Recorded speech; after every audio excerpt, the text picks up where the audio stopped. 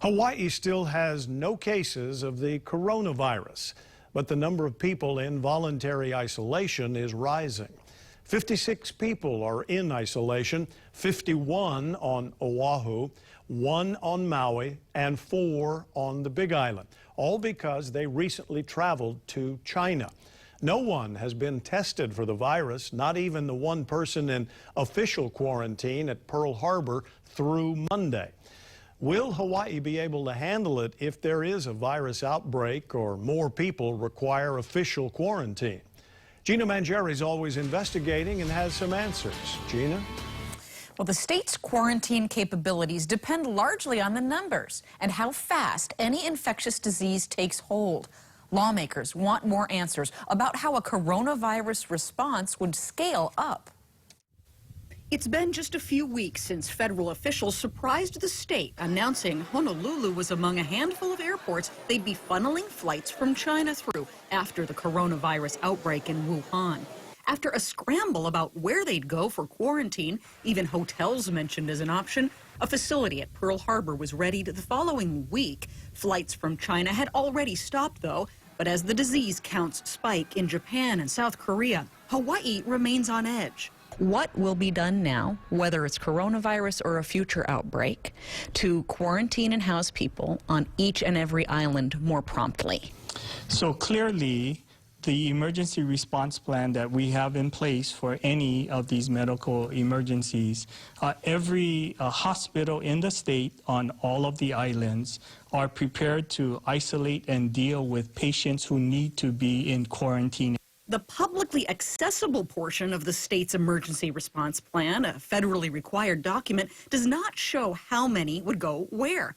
And it has red flags about insufficient infrastructure here for high number, critical or fatal incidents, hospital bed space, and a statewide shortage of doctors, especially on the neighbor islands. The hospitals, Healthcare Association of Hawaii, which represents all the hospitals, indicated that they would have the ability and capability of quarantining people if need be on Oahu or the neighbor islands. The question is, can they effectuate this in a, at a drop of a hat? And that I don't know.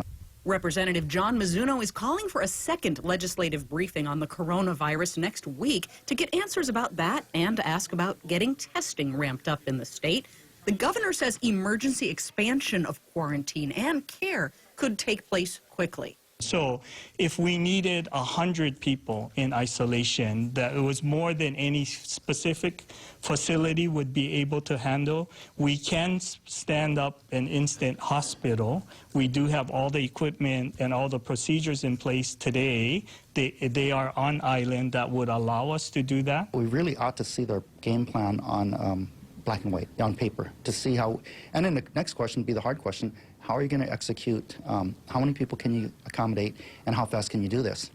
The state already deals with isolating more than half of the average 120 active tuberculosis patients each and every year for 1 to 3 weeks at a time.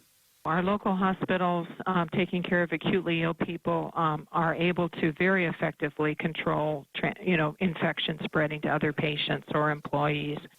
Following any period of hospitalization, most spend the rest of their TB treatment and isolation period at home.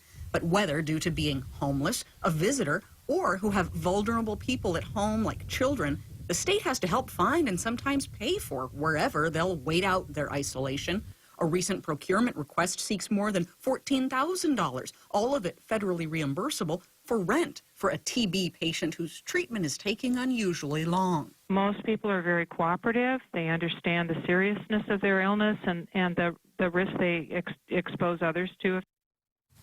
Now, that second informational briefing at the Capitol on coronavirus will take place next Thursday, where lawmakers will be asking health administration officials about quarantine, testing, and other factors in the virus outbreak. We'll follow up. Gina Mangieri, KHON2 News, always investigating.